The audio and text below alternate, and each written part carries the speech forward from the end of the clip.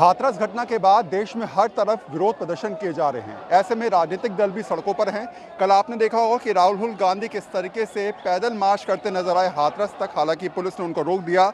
Samajwadi party भी सड़कों पर है और फिलहाल समाजवादी पार्टी जंतर मंतर पर प्रदर्शन कर रही है। मौन प्रदर्शन कहा जा रहा है सत्याग्रह के तौर पर, लेकिन सवाल सिर्फ ये है कि जिस तरीके से हालात यूपी के अंदर बने हैं, चाहे वो हाथरस की बात करें, बलरामपुर की बात करें, ऐसे में रोष ज़रूर अब सड़कों पर आना शुरू हो गया है। पहला सवाल मेरे सर ये है आपसे कि जो परिस्थिति बनी है यूपी के अंदर, वो कहीं ना कहीं चिंताजनक भी है और ये भी समझा रही हैं कि आने वाले दिनों के लिए लोगों का रोष अब सड़कों पे आने वाला है। देखिए, आपने बिल्कुल सही कहा कि उत्तर प्रदेश में स्थिति चिंताजनक है। मैं थोड़ा पीछे जा रहा हूँ। यही बात मैंने यहीं जंतर मंतर पर बात कही थी। वहाँ में राष्ट्रपति जी को चिंता जताई थी और कहा था कि आप उत्तर प्रदेश में संज्ञान लें। उत्तर प्रदेश में जंगल राज है।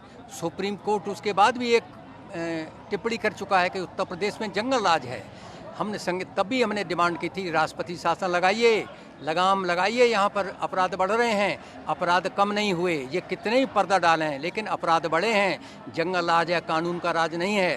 तो हमारी डिमांड है, आज जो गांधी जी की जयंती है 151, सत्य और अहिंसा, तो मौन व्रत है हमारा। सिर्फ मैं बोल रहा हूँ क्योंकि मैं एज पूर्व प्रवक्ता रहा हूँ और एक व्यक्ति तो बोलने का अधिकार है, बाद बाकी का कोई बोल नहीं रहे हैं, मूसा जी और माई से।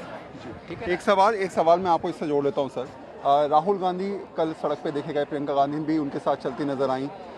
कब अखिलेश यादव पब्लिक के बीच आएंगे, कब इस प्रकार के प्रदर्शन में शामिल होंगे, कब वो जनता के साथ खड़े नजर आएंगे? देखिए, अखिलेश यादव जी आज पूरे उत्तर प्रदेश में जिला स्तर पर हमारे वहाँ पर मौन सत्याग्रह चल रहे हैं। 2-2 घंटे वहाँ पूरे उत्तर प्रदेश हर जिला हेडक्वार्टर पर अखिलेश यादव जी के निर्देशन में, उनके डायरेक्शन में सब ये सत्याग्रह चल रहे हैं। लखनऊ में अखिलेश यादव स्वयं कर रहे हैं। दिल्ली में हमारे 14 जिले हैं, 5-5 विधानसभा, 14 की 14 जगह हमारे मौन सत्याग्रह चल रहे हैं। जंतर मंतर पर हमको सिर्फ 25 लोगों, 25 लोगों की होम मिनिस्ट्री ने सवेरे 6:30 बजे हमको कहा कि 25 से ज़्यादा नहीं, 5 व्यवस्थापक और 20, इससे ज़्यादा आपको अलाउ नहीं करेंगे। यहाँ आओगे तो हम FIR दर्ज कराएंगे। यानी प्रदर्शन के जरिए कहीं ना कहीं अपना रोष प्रकट करने की कोशिश की जा रही है। और एक और सवाल भी यहाँ पर नज़र आता है मैम, आधी रात की बात की जा रही है कि आधी रात में देह संस्कार करने की क्या ज़रूरत थी? आखिर क्या वजह रही कि पुलिस ने अचानक जो है 2:30 बजे तय किया कि आधी रात में अचानक क्या वजह रही कि दाह संस्कार किया गया? ये लगातार पुलिस पर सवाल उठ रहे हैं। आप लोगों की तरफ से भी ये बात की जा रही है कि न्याय मिलना चाहिए, और हालांकि ये कहा जा रहा है कि हमने कंपनसेट किया है, 25 लाख रुपए देने की बात करी है, लेकिन पीड़िता के परिवार वाले कह रहे हैं कि हमें मीडिया से बात करने नहीं दी जा रही है, हमें किसी से बात करने नहीं दी जा रही है, पूरा घर के आगे आसपास घेराबंदी कर दी गई है। तो कहीं लग नहीं रहा कि सरकार ने पूरे परिवार को एक तरीके से कहा जाए तो अपने कैप्चर में ले लिया है? वो चाहते हैं कि उनकी जो गलतियाँ हैं वो उजागर ना हो क्योंकि लड़की के साथ अत्याचार हुआ और उसको छुपाने के लिए उन्होंने उसका अंतिम संस्कार चुपचाप कर दिया। वहाँ मीडिया को ना जाने का मतलब यही है कि मीडिया जाएगी तो जड़ तक जाएगी और पूरी उनकी पोल खुल जाएगी, और जो बात वो दबाना चाह रहे हैं वो सारे देश में फैलेगी। उनकी गलतियों का सबको पता लगेगा और क्यों किया ऐसा वो भी पता चलेगा, किसने किया ये भी पता चलेगा कि पुलिस के द्वारा इस तरह की हरकत हुई। उनके परिवार वालों को सूचित नहीं किया गया, तो उनकी गलती थी इसलिए नहीं किया गया। अगर वो गलत नहीं होते तो उनके परिवार वालों को डेड बॉडी देते और बच्ची के जो भी था उसका अंतिम संस्कार करने का उन्हें अधिकार था, उसके माँ बाप को अधिकार था।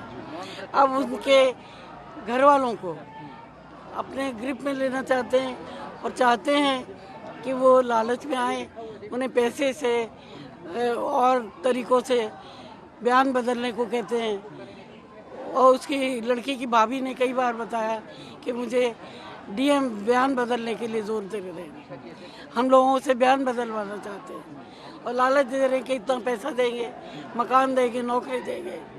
लेकिन ये सब देने के बावजूद ना तो उनकी इज्जत वापस आएगी, ना ही बेटी वापस आएगी, ना ही ये जो इतना हंगामा हुआ है ये कुछ खत्म हो। बस चाहिए तो इंसाफ चाहिए, इंसाफ मिल जाए तो सब कुछ सही हो जाएगा। और शायद यही बात है कि लगातार परिवार की डिमांड भी ये है, तमाम प्रदेश की जनता की डिमांड है। देश ये चाहता है कि अब इंसाफ मिलना चाहिए। जो हालात बने हैं वो हालात अब ऐसे दोबारा ना हो, इसके लिए सख्त से सख्त कार्रवाई होनी चाहिए और प्रदेश सरकार पे जो सवाल उठ रहे हैं उसकी जवाबदेही भी तय होनी चाहिए।